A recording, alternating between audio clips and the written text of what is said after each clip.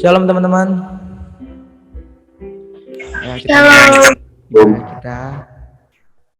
kita mau siapkan hati kita mau masuk lebih dalam lagi. Kita mau percaya walaupun kita ibadah dari rumah, tetap hadirat Tuhan tuh bisa menghampiri setiap kita.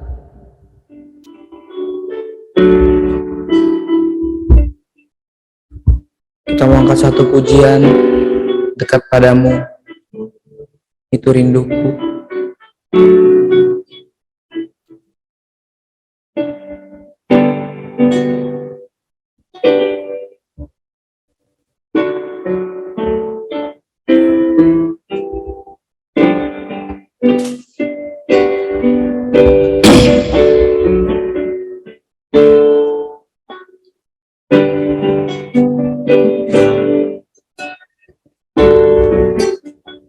Dekat padamu, itu rinduku.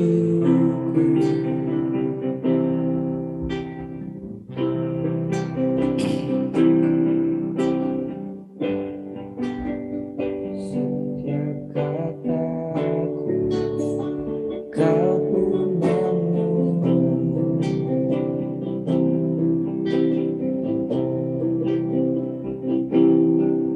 Tak kusangka ku temukan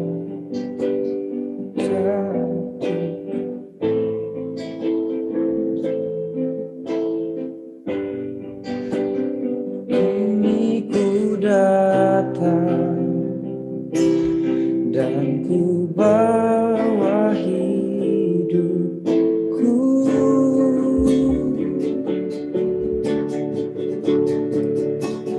mengikuti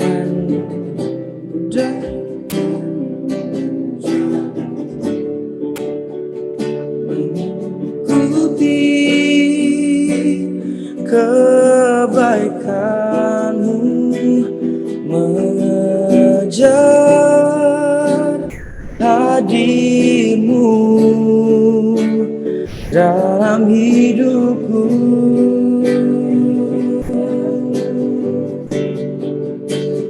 Membawa sembahku, menyatakan kebesaranmu, mengejar hadirmu dalam hidupku. Dari awal dekat padamu,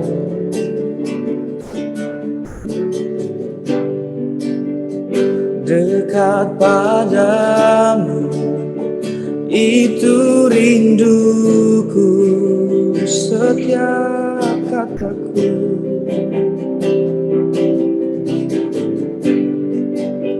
setiap kataku, kau pun menunggu.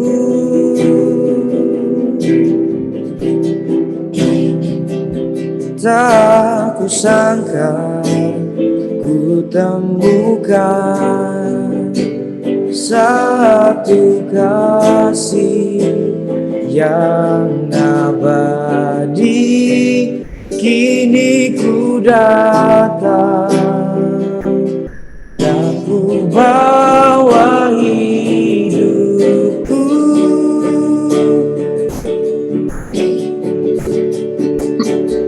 memandang wajahmu, mengikuti kebaikanmu, mengejar hadirmu dalam hidupku.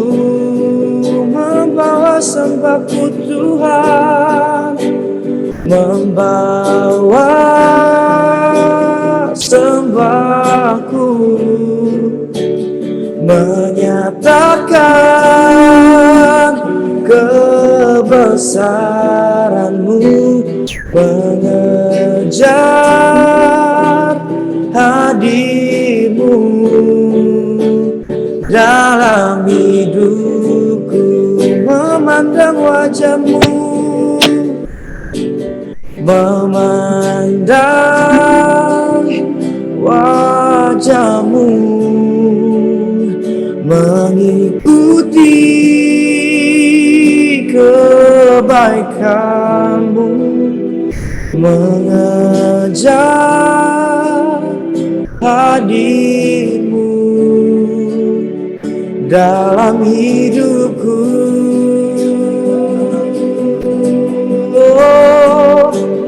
Membawa sembahku, menyatakan kebaikan-Mu, mengejar hadir-Mu dalam hidupku. Lebih lagi kita mau katakan, memandang wajah-Mu, memandang wajah-Mu, mengikuti kebaikan-Mu, mengejar hadir-Mu dalam hidupku.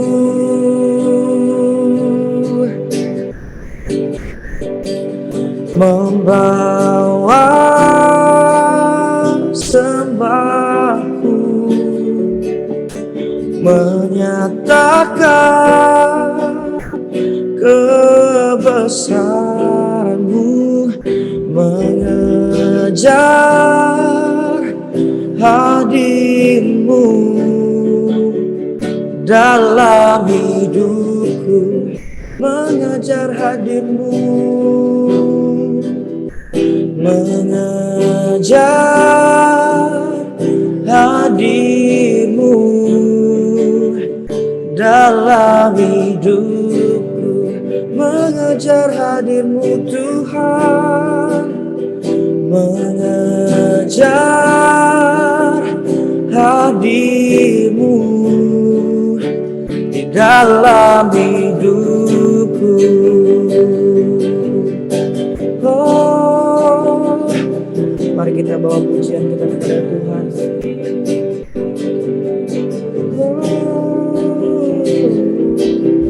Memandang wajah-Mu Tuhan. Haleluya, haleluya, haleluya.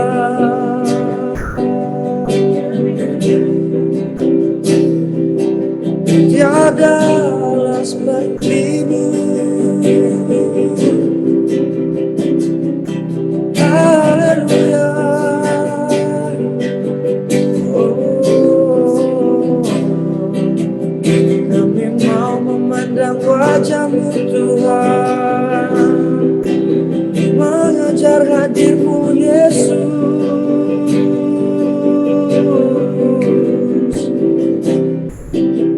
Haleluya, haleluya,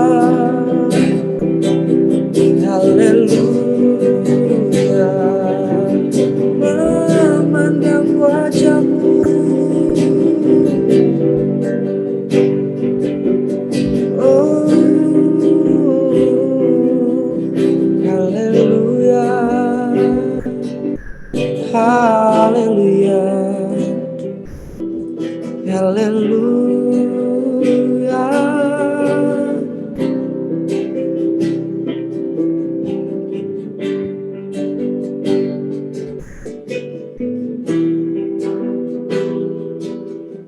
Oh,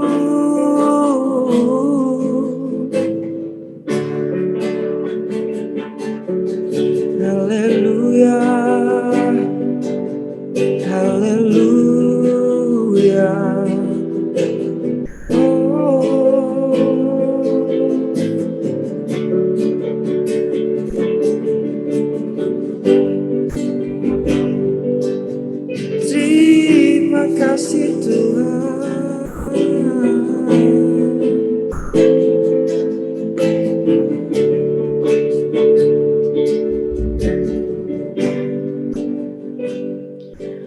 kasih Tuhan Yesus buat kesempatan pada malam hari ini Tuhan. Kami bisa berkumpul lewat Zoom bersama-sama Tuhan untuk merenungkan firman-Mu Tuhan. Kami percaya Tuhan bahwa ini bukan kebetulan tapi sudah dalam rencana-Mu Tuhan. Kami serahkan semua hidup kami ke dalam tangan-Mu Tuhan. Kami percaya ya Tuhan, Engkau ada di setiap musim hidup kami. Dan kami percaya Tuhan bahwa Engkau Tuhan yang tidak melihat rupa.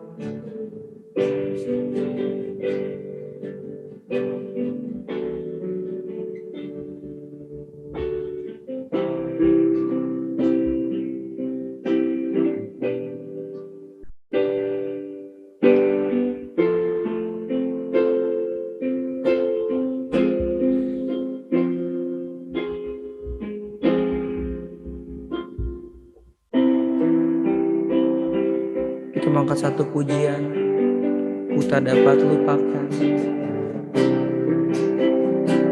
semua kebaikan yang ku terima. Ku tak dapat lupakan kebaikan yang ku terima. Pengorbanan-Mu yang mulia jadikan ku berharga. Kau tulus menerima, Kau tulus menerima aku apa adanya.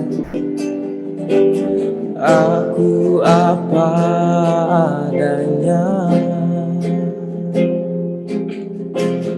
Kekuatan kasih-Mu nyata memulihkan hidupku. Kau bukan Tuhan yang melihat rupa, Kau bukan Tuhan yang memandang harta.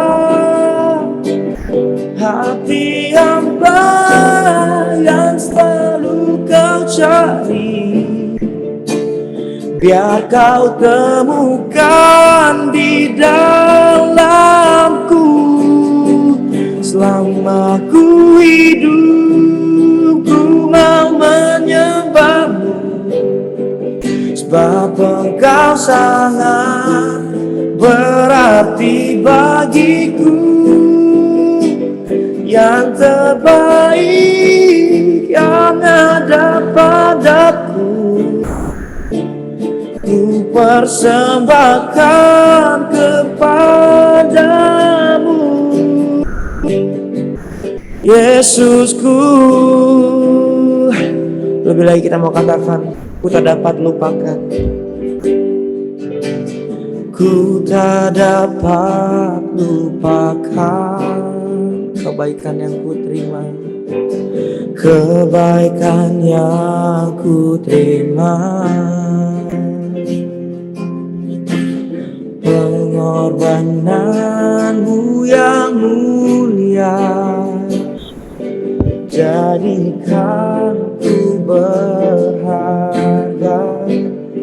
Kau tulus menerima, Kau tulus menerima aku apa adanya. Aku apa adanya. Kekuatan kasih-Mu nyata memulihkan hidupku, memulihkan hidupku. Kau bukan Tuhan yang melihat rupa, Kau bukan Tuhan yang memandang harta. Hati hamba yang selalu Kau cari, biar Kau temukan di dalam dalamku, selamat ku hidup. Ku mau menyembahmu, Bapa, kau sangat berarti bagiku. Yang terbaik yang ada padaku, ku persembahkan kepadamu. Kau bukan Tuhan yang melihat Tuhan, kau bukan Tuhan yang memandang harta. Hati hamba yang selalu kau cari, biar kau temukan di dalamku. Selama ku hidup, ku mau menyembahmu, sebab engkau sangat berarti bagiku.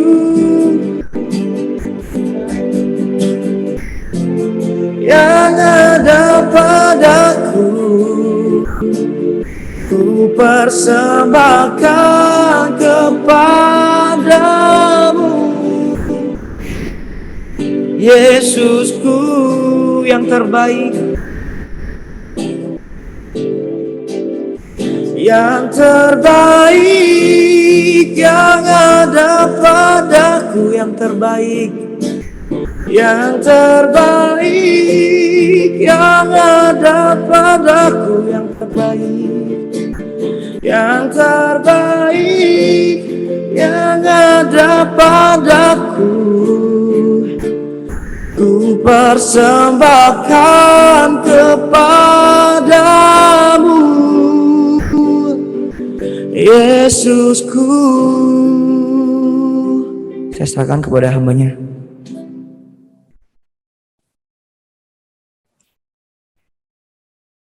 Puji Tuhan, kalau malam hari ini kami boleh berkumpul bersama kembali ya Tuhan, dan kami sudah menaikkan puji-pujian kami kepadamu.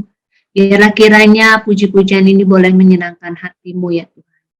Dan yang terbaik Tuhan yang ingin kami berikan kepada Engkau, sebab Engkau Allah kami yang sudah memberikan terlebih dahulu kepada kami hal yang terbaik bagi kami ya Tuhan. Tuhan, kalau sebentar kami mau mendengarkan isi hatimu, biarlah kiranya Engkau memberikan pengertian kepada kami. Hamba mohon pengurapan daripadamu ya Tuhan, biarlah kiranya hamba ini adalah sebagai alatmu untuk menyampaikan kepada adik-adik di tempat ini ya Tuhan. Biarlah kiranya kuasa rohmu Tuhan melingkupi hamba ya Bapak. Pakai hamba Tuhan, lidah bibir hamba, pikiran hamba dan hati hamba. Biarlah kiranya semua ini boleh kembali untuk menjadi berkat bagi kami dan kemuliaan bagi namamu. Terpujilah namamu, hanya dalam nama Yesus kami berdoa. Haleluya, amin. Shalom adik-adik. shalom. Ya, Halo. harusnya kita tatap muka tapi mendadak jadi virtual ya, nggak apa-apa ya. Harusnya bisa ikut banyak semua orang karena tidak tergantung kepada waktu lagi ya untuk mempersiapkan diri pergi ke gereja gitu ya. Kita harap banyak anak-anak muda dan remaja bisa join.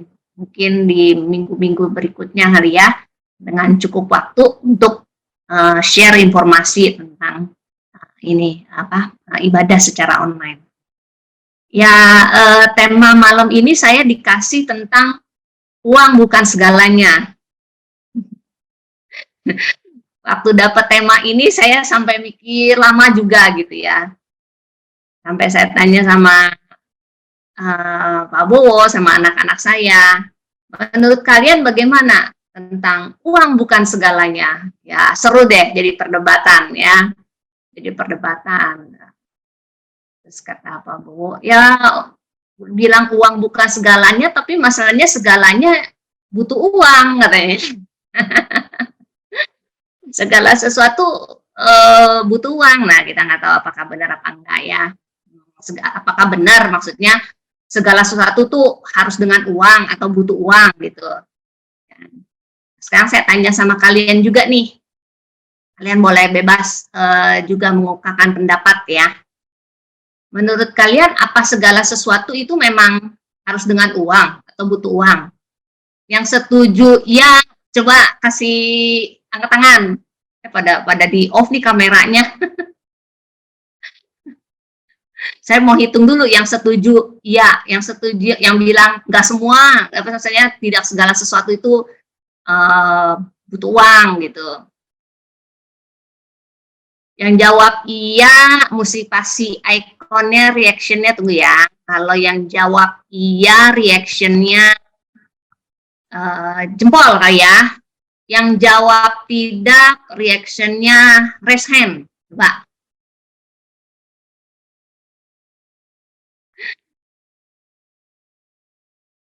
Ya, tadi pertanyaannya jelas kan? Kan karena judulnya uang bukan segalanya, tapi saya mau tanya sama kalian, apakah komen tentang segala sesuatu ya butuh uang, gitu. Nah, jawabannya iya, yang bilang iya segala sesuatu butuh uang, kasih jempol, yang bilang tidak, raise hand. Wah, ada yang raise hand dan jempol.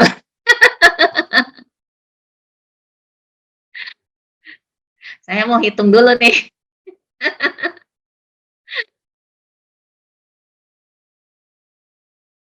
Ayo dong, jangan dihapus dulu. Yang udah tadi tulis, yang kasih jempol jangan dihapus. Biarkan dulu saya mau hitung. Yang kasih gini-gini juga, biarkan saya mau hitung.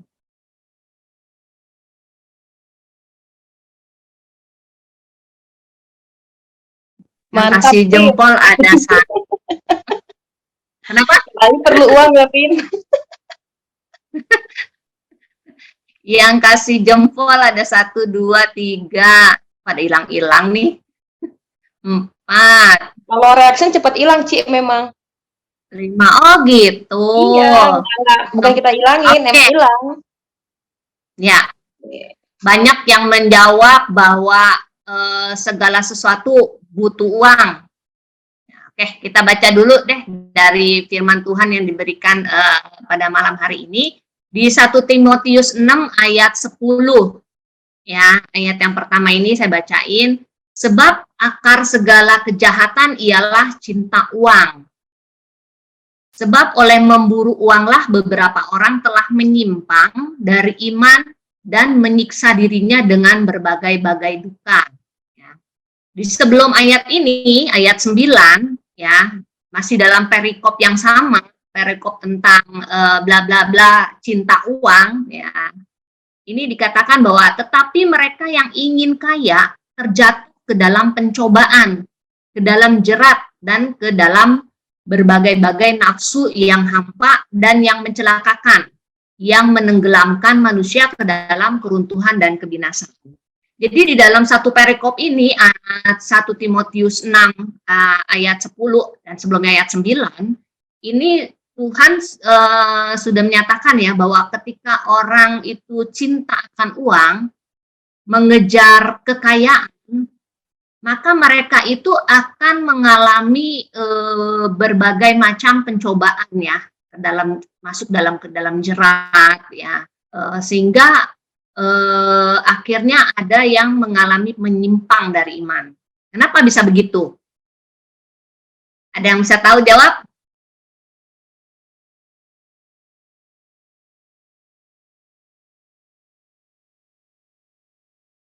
Ada yang bisa jawab? Kenapa bisa begitu ya? Kenapa orang kalau cinta uang tuh jadinya bilangnya beberapa orang jadi menyimpang dari iman? Ya, ini saya kasih kisah cerita teman saya yang karena dia mengejar uang, mengejar kekayaan, akhirnya dia jadi berpindah iman keyakinannya, gitu ya. Sebab orang yang diburunya itu berbeda keyakinan dengan dia. Jadi akhirnya istilahnya dia menjual keimanannya hanya untuk mendapatkan kehidupan nyaman, uang atau kekayaan tersebut, ya. Terus ada lagi orang yang di sini dikatakan bahwa mereka tuh menyiksa dirinya dengan berbagai-bagai duka. Jadi ayat yang 1 Timotius ayat 10 ya, yang kembali saya ulang, sebab akar segala kejahatan ialah cinta uang. Ketika seseorang itu mengutamakan atau mencintai uang, maka dia kayak seperti mengejar sesuatu yang akhirnya melupakan fokus utamanya gitu ya. Jadi dia saking ingin mendapatkan uang, mendapatkan kekayaan, akhirnya mengambil jalan berbagai macam cara untuk bisa dapetin itu. Ya mungkin kalau kalian sering dengar lah yang pergi ke Gunung Kawi ya, terus melakukan korban-korban bakaran dan segala macam gitu ya. Hanya untuk supaya bisa cepat mendapatkan dengan segala cara uang itu ataupun kekayaan tersebut ya. Sampai ada yang itu yang keimanan ya, selain masalah pindah keyakinan, tapi juga ada yang pergi menyembah hal-hal yang bukan Tuhan ya, seperti tadi yang pergi ke Gunung Kawi, terus ada yang lagi jadi babi ngepet ya, terus apa lagi ya, main judi ya, terus apa, undian ya, banyak sekali lah kejahatan-kejahatan ya kalau gitu ya. Terus ada lagi yang karena saking ininya mereka bikin kejahatannya lagi, ada lagi apa? Menipu ya, berbohong, terus menipu, terus lagi berbuat curang ya, lalu menipu, berbuat curang, terus ada lagi yang dia itu jadi berjualan atau berdagang hal-hal yang melawan hukum ya, melawan hukum karena untuk cepat dapat kekayaan. Jadi itulah akar dari segala kejahatan sebenarnya, karena orang mengejar uang itu atau kekayaan. Sebenarnya kita mendapatkan atau mencari uang itu normal, semua baik, nggak ada salahnya gitu ya. Kenapa butuh uang gitu ya? Sebab uang itu memang adalah sebagai alat tukar untuk memenuhi kebutuhan kita sebagai manusia. Cuman masalahnya karena kita ingin mendapatkan lebih, jadi akhirnya harusnya kita cukup untuk kebutuhan saja, kita maunya lebih gitu ya. Katakan bahwa uang itu sebenarnya memang untuk manusia itu memang membutuhkan uang sebagai alat tukar untuk memenuhi kebutuhannya. Tapi masalahnya yang dia mau dapetin untuk memenuhi kebutuhannya itu bukan hanya kebutuhan saja, tapi melainkan keinginan ya. Jadi karena banyak keinginan, jadi dia yang dibutuhkannya apa jadi berlebihan gitu loh ya. Kita tahu bahwa kebutuhan itu bukan berarti keinginan. Tidak semua keinginan manusia itu adalah hal yang dibutuhkannya gitu.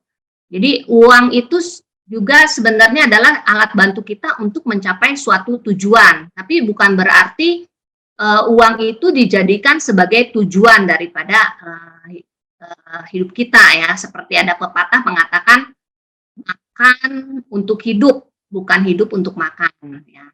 Jadi jangan jadikan uang itu sebagai sesuatu yang utama gitu. Walaupun kita tahu memang uang itu perlu kita butuhkan gitu ya. Dan Tuhan juga nggak mau kalau umatnya atau manusia yang diciptakannya itu menjadi umat atau manusia yang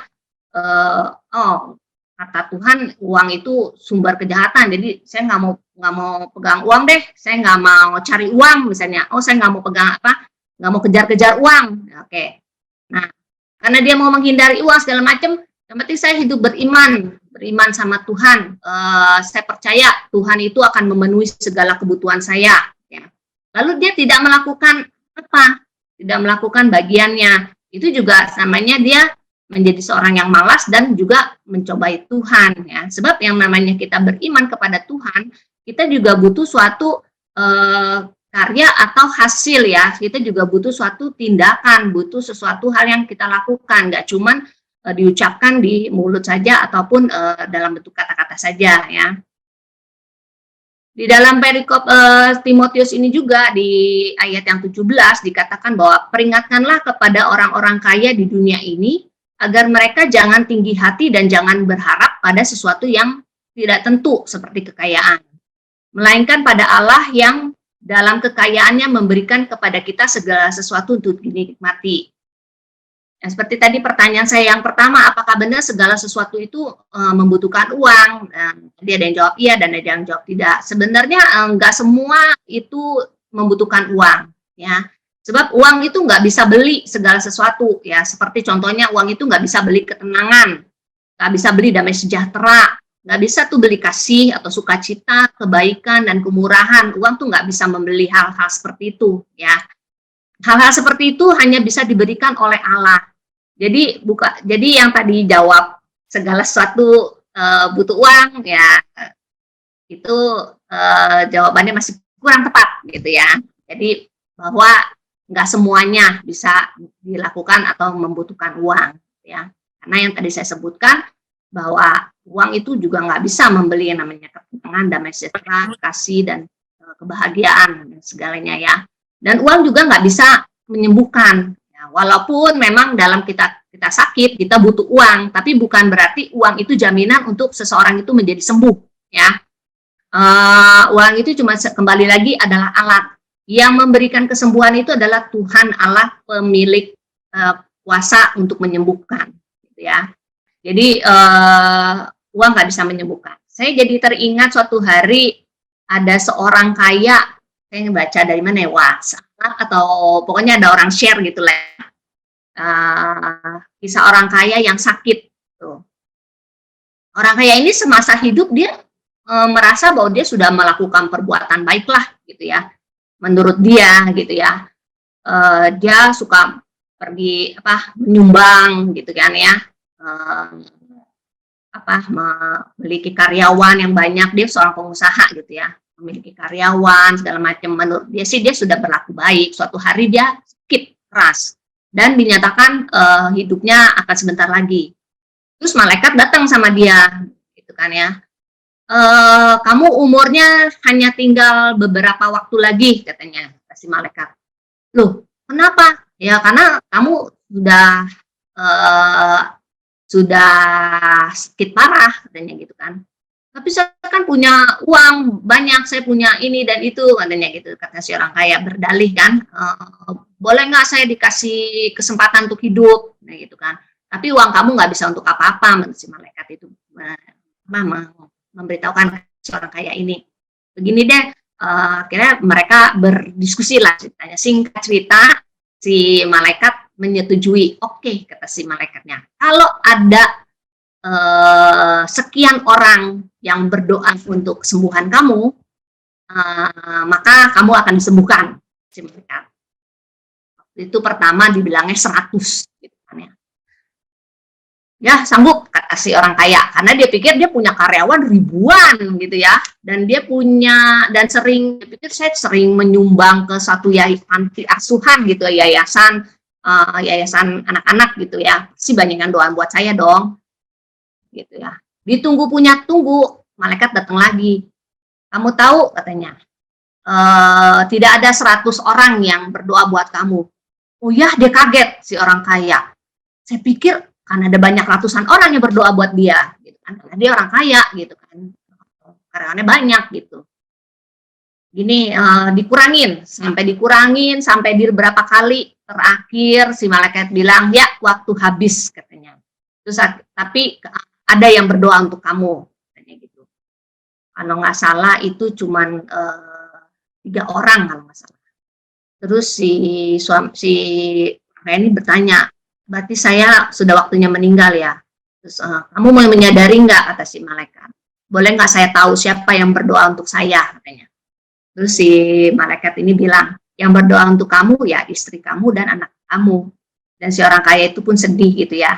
Dia pikir ada banyak orang yang akan berdoa buat dia. Tapi ternyata kembali yang berdoa buat dia adalah istri dan anaknya.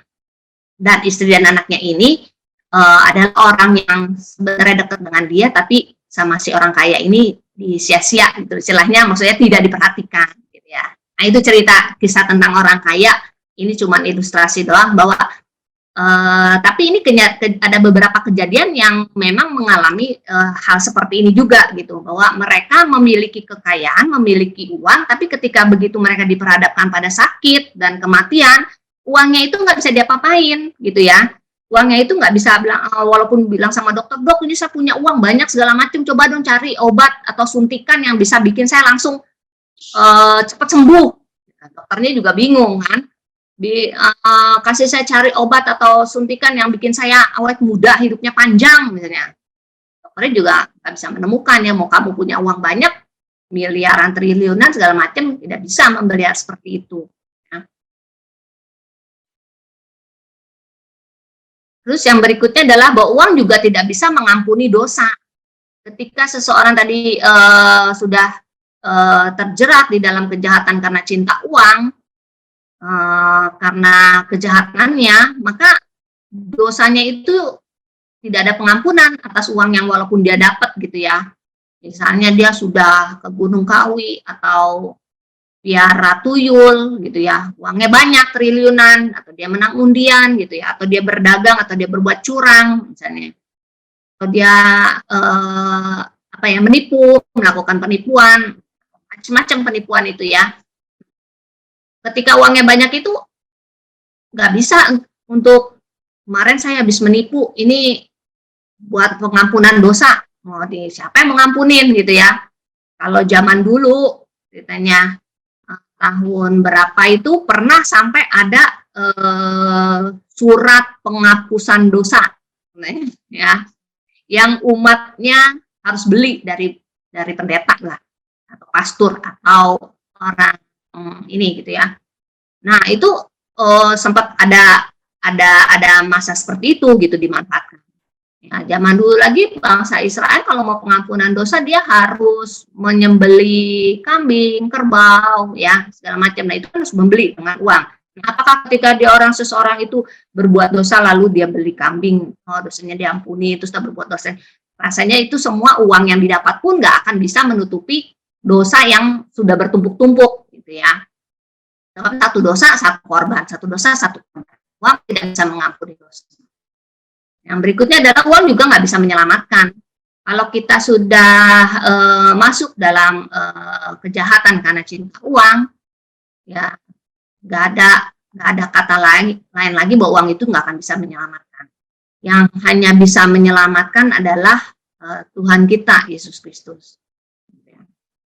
Nah, waktu saya berpikir-pikir ya mengenai uang bukan segalanya ini, saya jadi teringat juga gitu ya, ketika kehidupan saya lagi masih sama aja sebenarnya, mau uangnya zaman dulu saya hasilkan berapa, zaman sekarang misalnya saya bisa menghasilkan uang 5 juta gitu ya, itu sebenarnya pada dasarnya sama saja, sebab tidak ada kamu dapat uang 500 sama dapat uang 5 juta atau 50 juta, itunya istilahnya ada memiliki berbeda, sebab nilainya uang tetap uang gitu ya, yang kembali lagi dia adalah sebagai alat ya, sebagai alat untuk pemenuhan kebutuhan. Jadi tidak bisa memberikan yang namanya tadi keselamatan, pengampunan dosa ataupun sukacita, damai sejahtera dan sebagainya ya. Oleh karena itu, apa dong yang mesti kita lakukan? Kita tahu bahwa kita butuh uang, tapi juga uang itu bukan segalanya. Jadi yang mesti kita lakukan apa? Gitu ya, supaya kita jangan terjerat di dalam kejahatan akan cinta uang ini. Supaya hidup kita ini tidak istilahnya memburu uang terus, ataupun kita mengejar kekayaan gitu ya. Jadi apa yang kita harus lakukan? Supaya kita tidak hidupnya itu jatuh dalam dosa karena uang. Ya, tapi padahal kita juga butuh uang ya, kita juga butuh uang gitu untuk memenuhi kebutuhan kita. Ya, apa yang kita mesti lakukan? Yang pertama adalah yang saya bisa sampaikan, kita harus mengutamakan Tuhan, ya, jangan mengutamakan uang. Sebab yang memiliki yang dapat memiliki dan yang dapat memenuhi segala kebutuhan kita, yang dapat mencukupi segala kebutuhan kita, itu hanyalah Tuhan. Ketika kita mengutamakan Tuhan di dalam hidup kita, maka apa yang menjadi kebutuhan kita itu akan mengikutinya. Seperti firman Tuhan kan katakan, carilah dahulu kerajaan Allah dan kebenarannya, maka semuanya itu akan ditambahkan kepadamu. Jadi ketika kita mencari Tuhan, maka apa yang menjadi kebutuhan kita, kebutuhan adik-adik, itu akan dengan sendirinya Tuhan akan berikan, Tuhan akan cukupkan. Ya. Terus kenapa kita mesti mengutamakan Tuhan, bukan mengutamakan uang gitu ya? Ini juga supaya kita jangan istilahnya mendua gitu ya. Kita mau Tuhan, kita juga mau uang. Jadi akhirnya mendua. Katakan di dalam Matius 6 ayat 24 itu Matius 6 ayat 24 ya.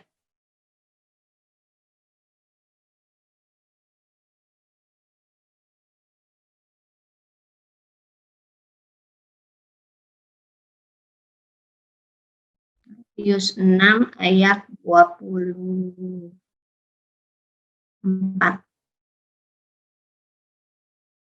Di sini dikatakan tak seorang pun dapat mengabdi kepada dua Tuhan. Karena jika demikian ia akan membenci yang seorang dan mengasihi yang lain, atau ia akan setia kepada yang seorang dan tidak mengindahkan yang lain. Kamu tidak dapat mengabdi kepada Allah dan kepada Mamon. Di sini Tuhan melalui firman Tuhan ini mengingatkan kepada kita kenapa kita harus mengutamakan Tuhan, bukan uang, dan juga jangan kita mengutamakan Tuhan dan juga mengutamakan uang. Ya, maksudnya jangan sampai kita mendua ya. Sebab kalau orang yang mendua pasti yang satu yang diutamakan, yang lain ditinggalin, gitu ya.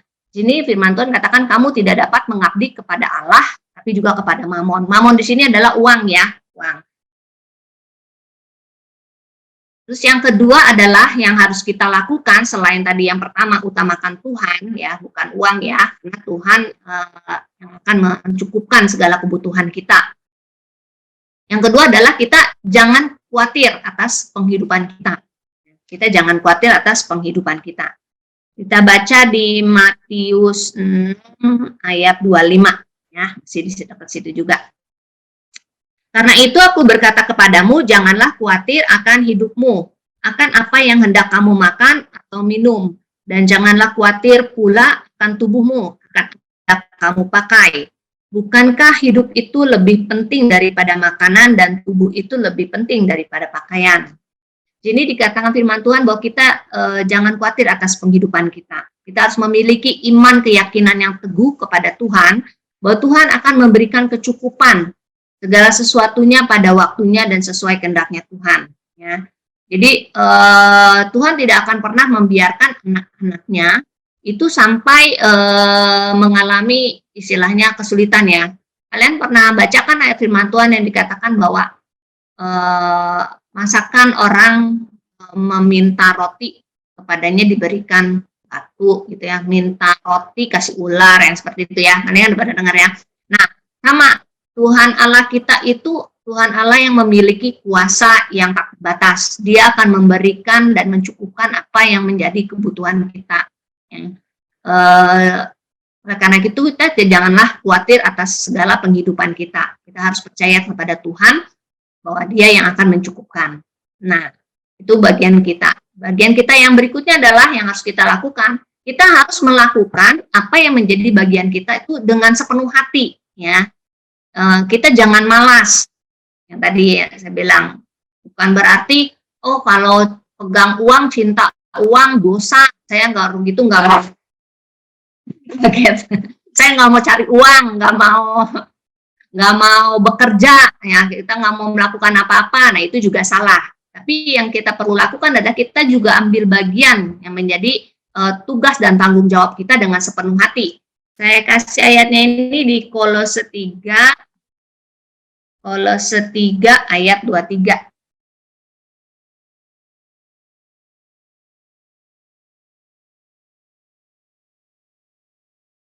Di sini saya bacain ya, Kolose 3:23. Apapun juga yang kamu perbuat, Perbuatlah dengan segenap hatimu, seperti untuk Tuhan dan bukan untuk manusia.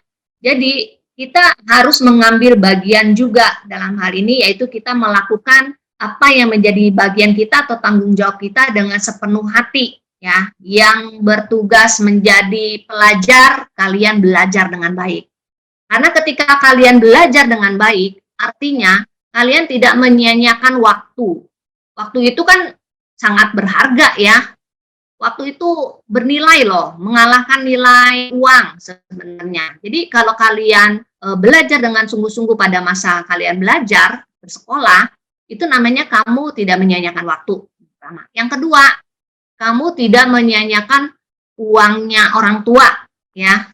Uangnya orang tua dong, kan orang tua kamu udah bayarin kamu sekolah, beliin kebutuhan sekolah kamu, ya, transport, uang jajan kamu. Itu coba kalau kamu hitung sehari dikasih uang berapa, terus kamu hitung kali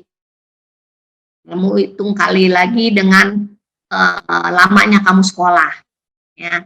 Kalau itu disia-sia, kamu tidak melakukan menjadi tanggung jawab kamu belajar, namanya kamu tidak mengambil bagian tanggung jawab kamu, itu kamu udah menyia-nyiakan banyak hal ya, waktu, uang, dan tenaga. Ya. Jadi yang pelajar belajar dengan baik, yang bekerja juga sama, ya.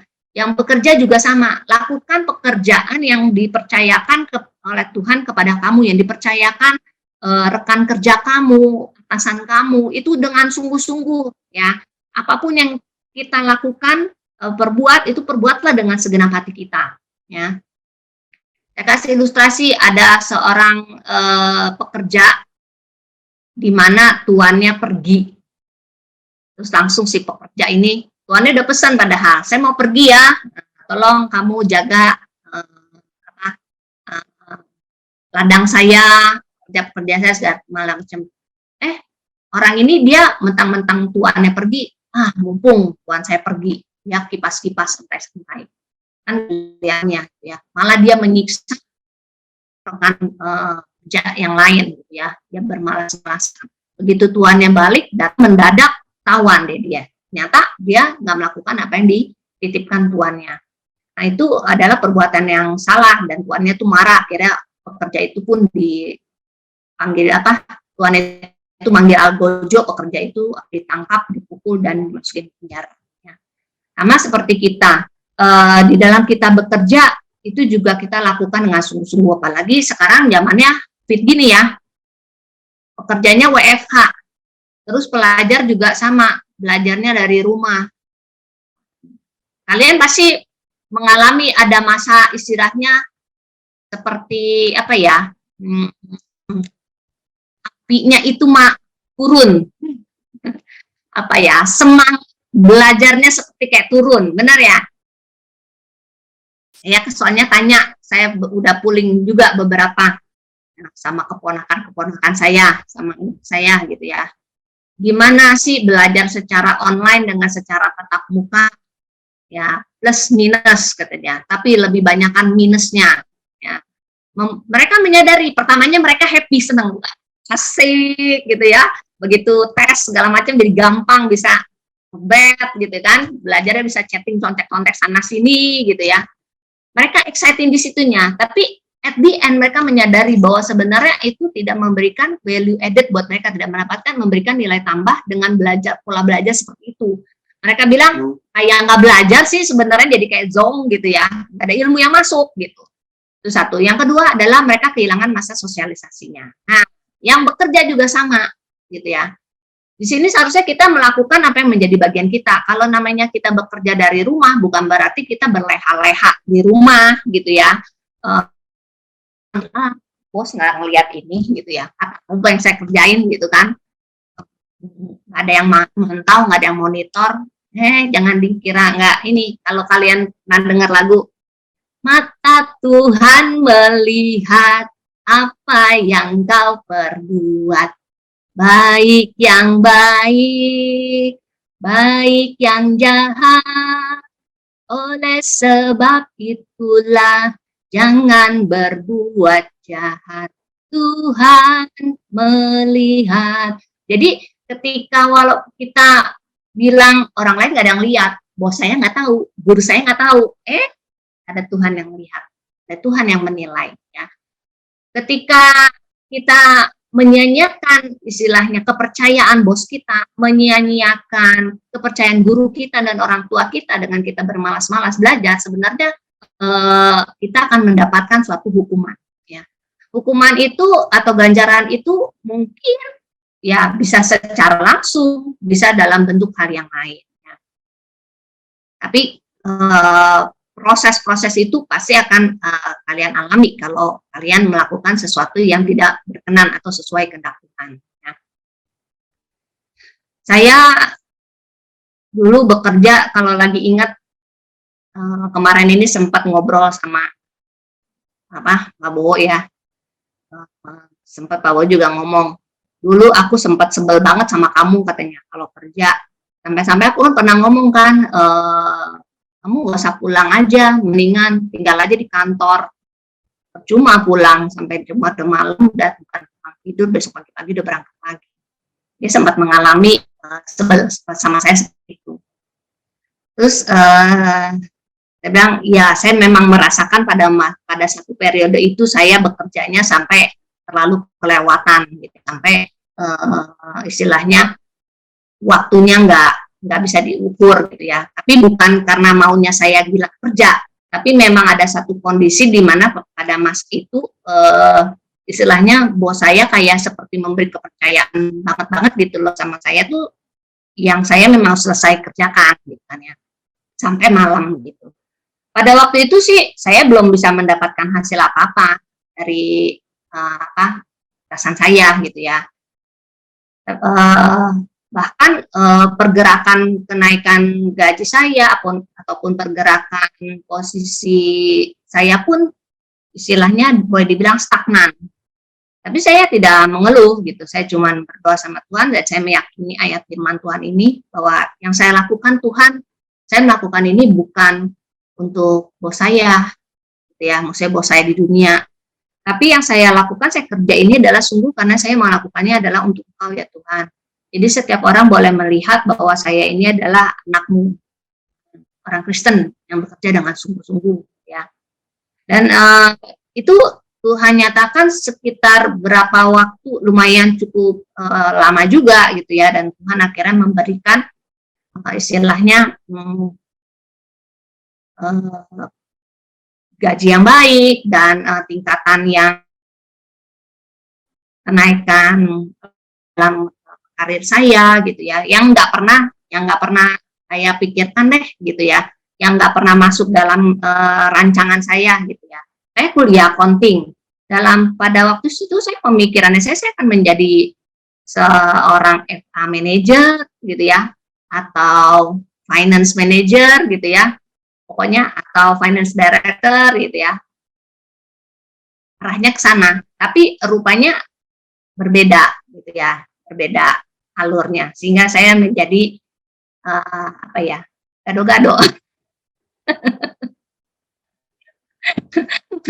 Kerjanya jadi judulnya apa ya, palu gada.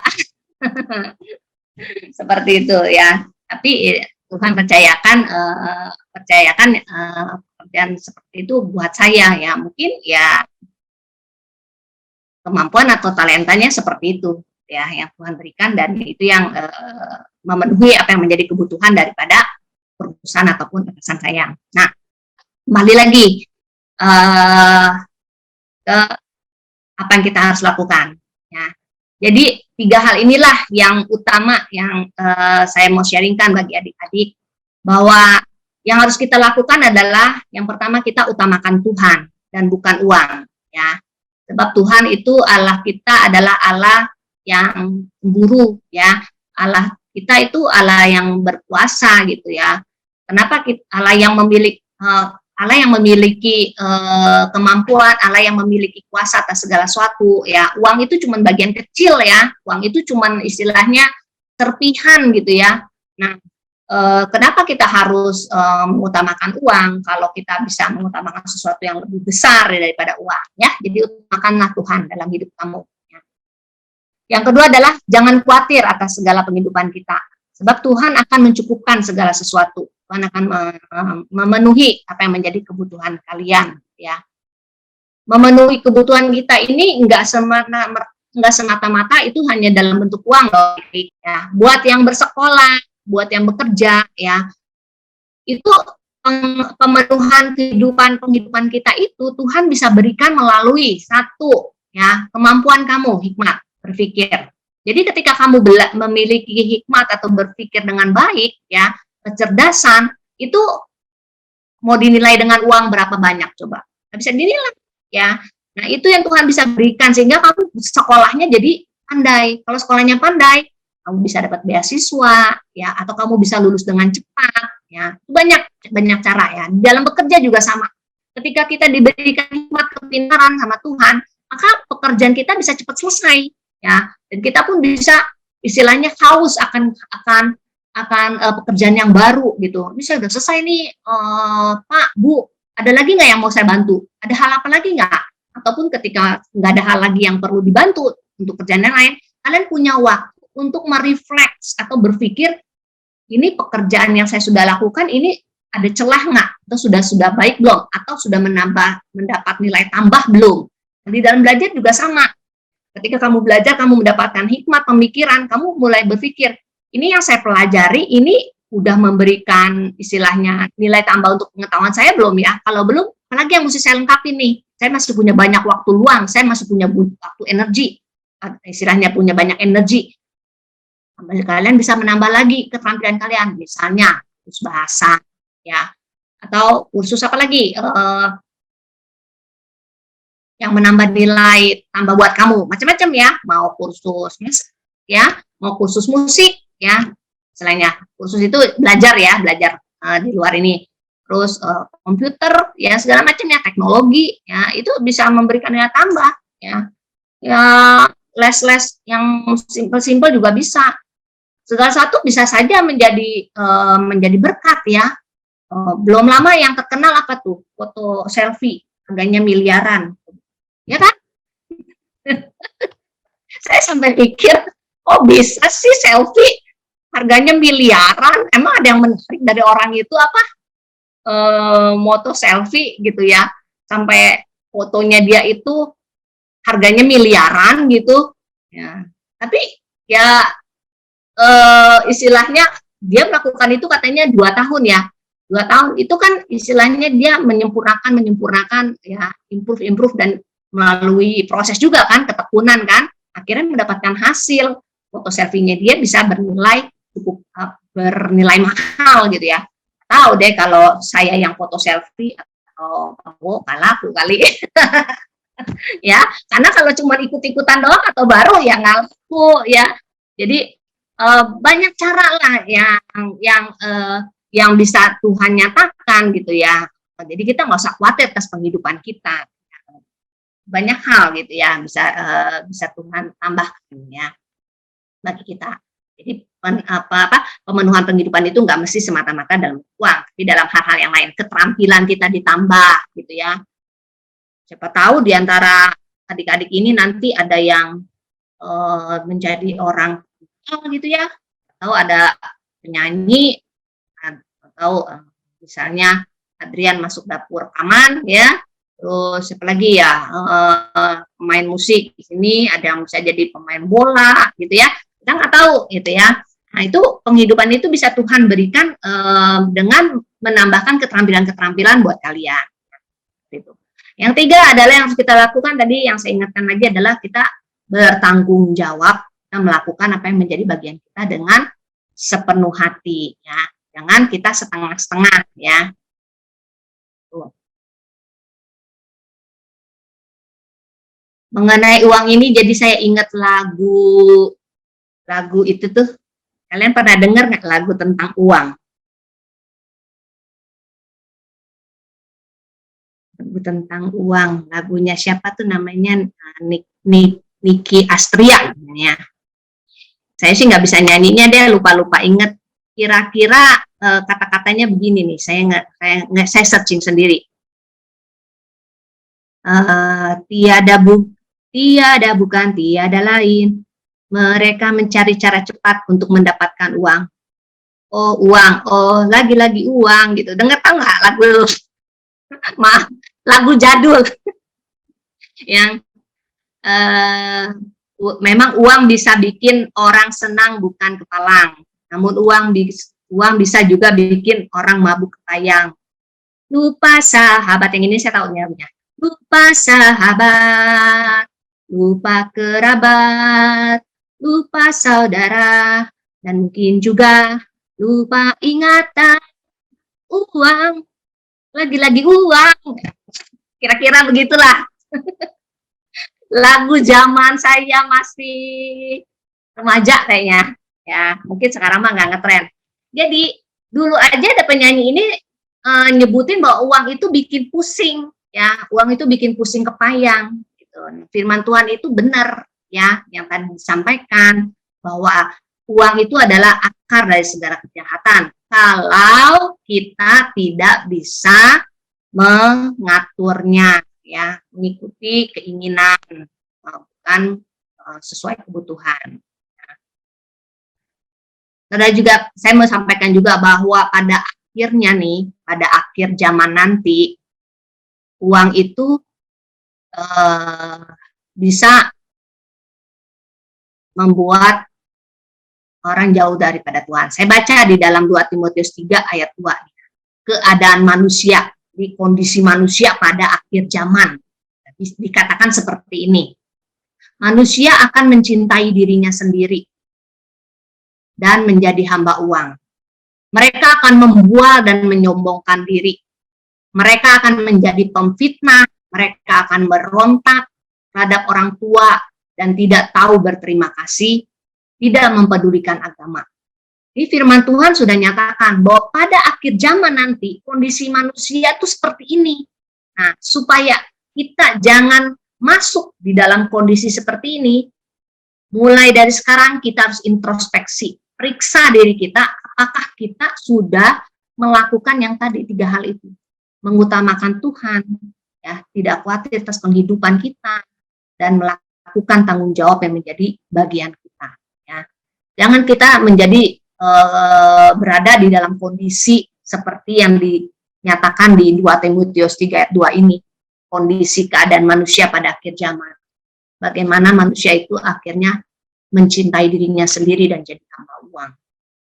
Sungguh takut saya, ngeri. Jangan sampai seperti itu ya adik-adik. Sebab firman Tuhan juga menjamin bahwa kalau kita mengutamakan Tuhan, ya, kita tidak menjadi hamba uang. Firman Tuhan menjamin di Ibrani 13 ayat 5, janganlah kamu menjadi hamba uang dan cukupkanlah dirimu dengan apa yang ada padamu. Karena Allah telah berfirman, aku sekali-kali tidak akan membiarkan engkau dan aku sekali-kali tidak akan meninggalkan engkau. Ya, Tuhan sudah kasih jaminan loh. Kalau kita nggak jadi hamba uang, kita cukup dengan apa yang ada, maka Tuhan itu menjamin Tuhan tidak akan meninggalkan. Ya, di Yohanes 14 ayat 1 sampai 4 katakan, janganlah gelisah hatimu, percayalah kepada Allah, percayalah juga kepada Yesus, sebab Tuhan di rumah Bapakku banyaklah tempat tinggal. Jika tidak demikian, tentu aku mengatakannya kepadamu, sebab aku pergi ke situ menyediakan tempat bagimu. Dan apabila aku telah pergi ke situ dan telah menyediakan tempat bagimu, aku akan datang kembali dan membawa kamu ke tempatku, supaya di tempat di mana aku berada, kamu pun berada. Dan kemana aku pergi, kamu tahu jalan ke situ. Jadi kita nggak usah sibuk untuk mengumpulkan harta di dunia ini, karena harta di dunia ini nggak akan kita bawa. Yang perlu kita kumpulkan adalah harta di surga, ya, di mana Tuhan sudah menyiapkan tempat bagi kita.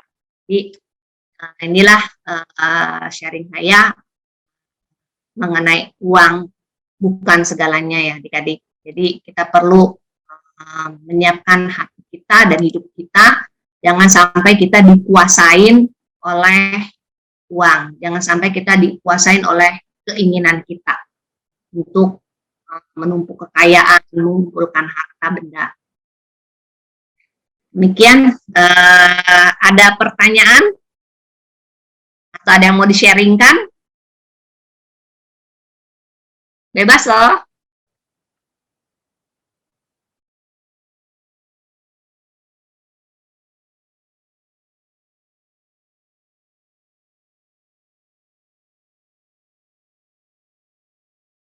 Kalau nggak ada yang bertanya, ada yang mau tanya nggak?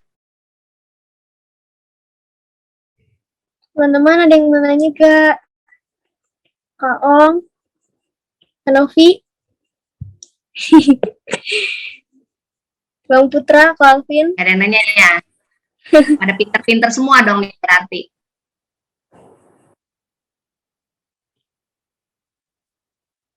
Paham kan ya yang tadi saya sampaikan?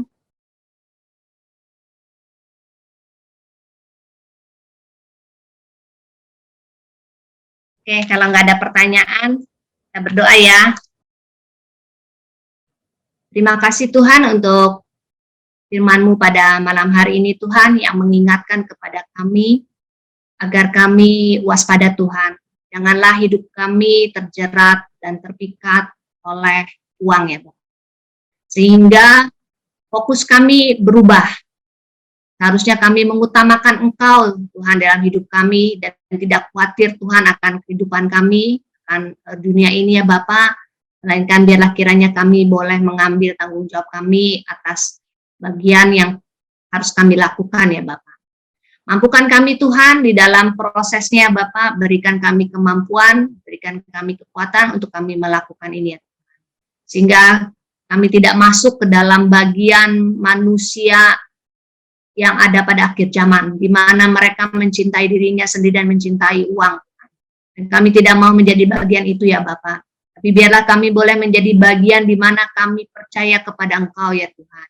Sebab Engkau tidak akan pernah melepaskan kami. Engkau tidak akan pernah meninggalkan kami karena cinta kasih-Mu kepada kami ya Tuhan. Biarlah kami berada terus di dalam perlindungan kasih-Mu ya Bapak. Jauhkanlah kami dari segala kejahatan ya Tuhan. Biarlah kiranya cinta kasih dan perlindungan-Mu atas kami ya Tuhan. Kami serahkan anak-anak muda di tempat ini di dalam masa mudanya Bapak, supaya mereka melakukan apa yang menjadi kehendak-Mu Tuhan. Apa yang menjadi masa muda mereka boleh menjadi masa muda yang penuh berkat. Biar kiranya mereka terus mengutamakan Engkau Tuhan. Engkau kami percaya memberikan yang terbaik dalam hidup mereka ya Tuhan. Dengan segala hikmat, dengan segala kemampuan, dengan segala aktivitas yang terbaik Tuhan yang mereka bisa lakukan Tuhan untuk berkat dan kemuliaan bagi nama-Mu ya Bapak. Kami serahkan Tuhan anak muda di tempat ini dalam tangan-Mu. Hanya di dalam nama Yesus kami berdoa. Haleluya. Amin.